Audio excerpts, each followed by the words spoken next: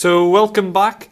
This is part 2 of this lovely restoration. In part 1 we sanded down the metal and vinegared the metal, and now we're going to carry on. Now that the gun is soaking in the vinegar, we can get started on the stock. So this is the piece I've already made for the desired stock that I want, and I'm going to be making it out of this piece here of mahogany. This is an old piece of window frame, and it's about the right size.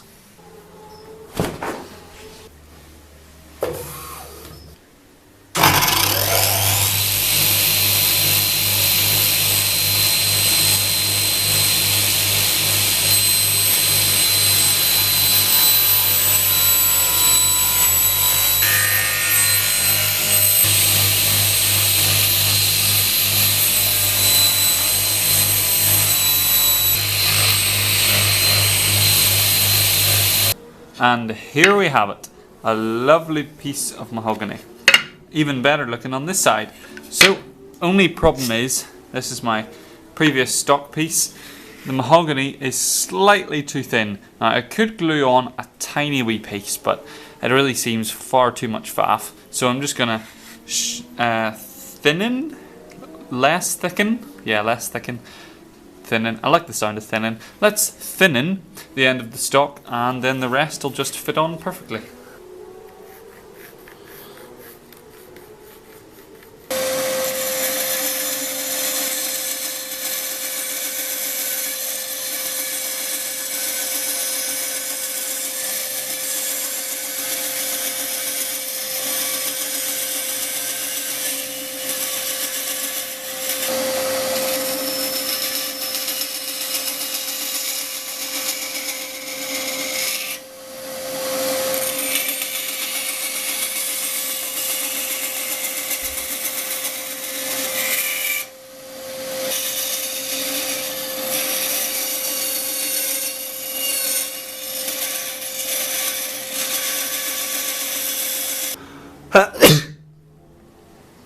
Now, I have the lovely new stock here, and I'm going to round over all the edges with the router to make it really nice and round and comfortable.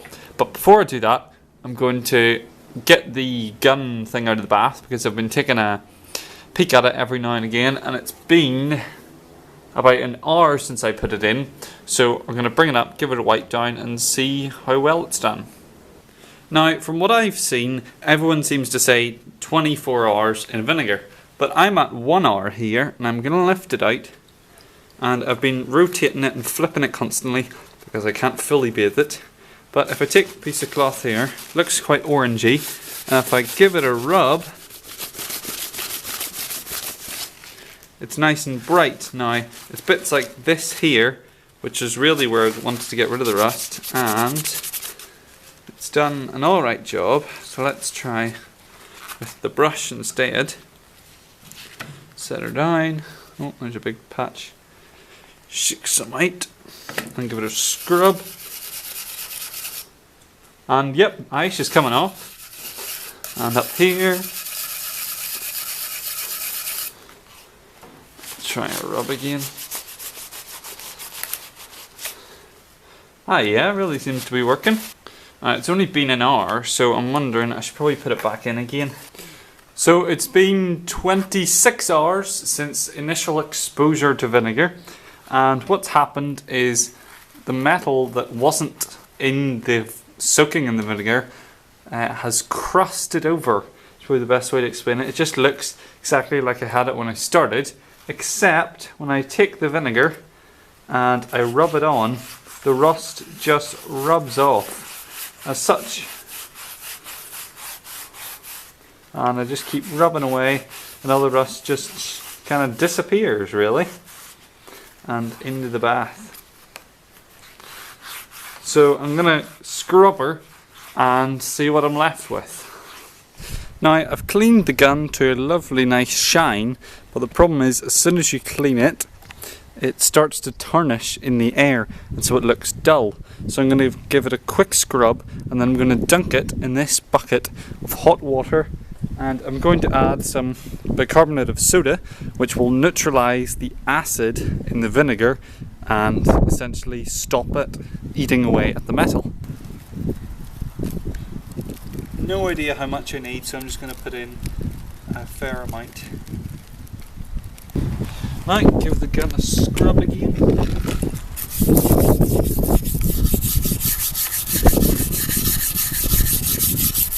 There we go, now let's dunk her in the bucket.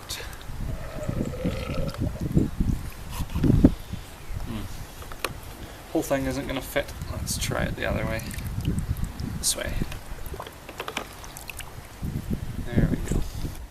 It's been about 10 minutes now, and all the pieces have had a good soak in the hot bicarb water, and so I'm going to take them out and dry them now.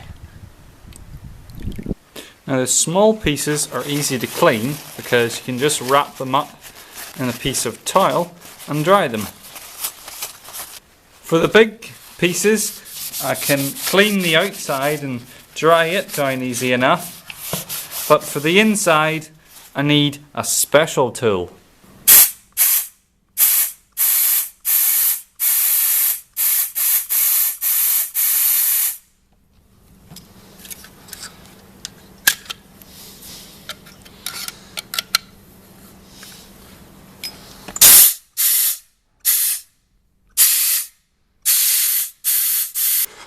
I've been doing a lot of research into how the gun actually works, and in doing so I've noticed that there's a piece missing from here, which I always suspected something was missing.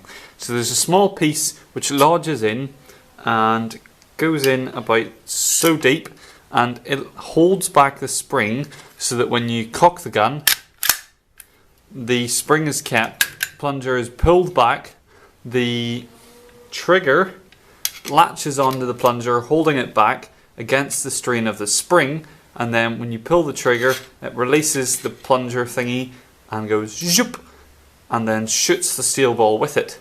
But that piece is missing, so when I cock the gun, the spring simply pulls the plunger back to here, but the spring is just loose. It's not actually holding the plunger, so it's no good. Now the gun isn't ever really going to be in shooting conditions or being able to shoot anything, but it's nice to have that hard to cock, pull the trigger and it goes choo.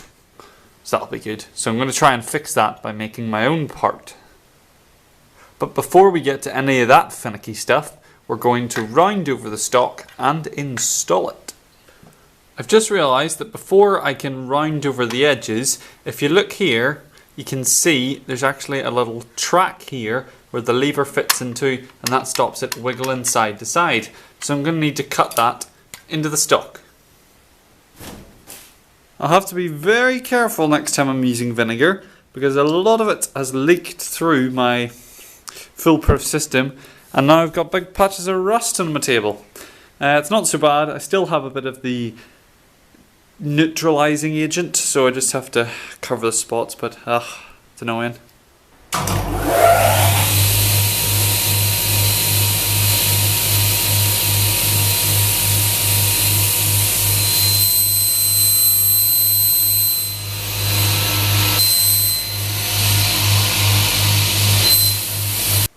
Now that I've cut the groove for the lever, I just need to round over the edges. I'm going to do that using my new Von House router, which I paid full retail price for. There's a video here if you want to look at it.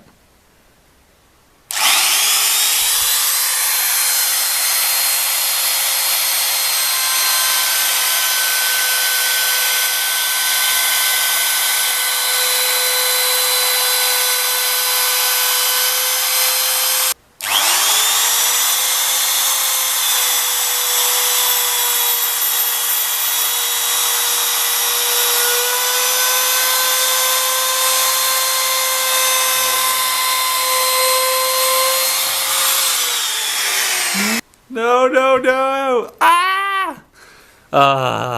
I've done this before, it's really annoying.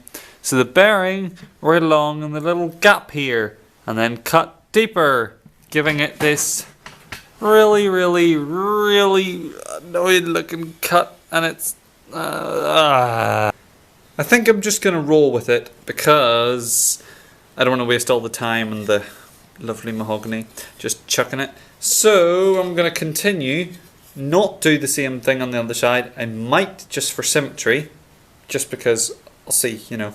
So I'll see. Let's try it. So I did all the edges and I decided to go for it. And there we go. I have it nice and symmetrical. And I actually think it looks alright. Like, I haven't got her in place, but it does give it a wee bit of weird detail. But kind of looks alright. So I will not be doing another one. Now I just need to sand everything down really smooth and get rid of these burn marks.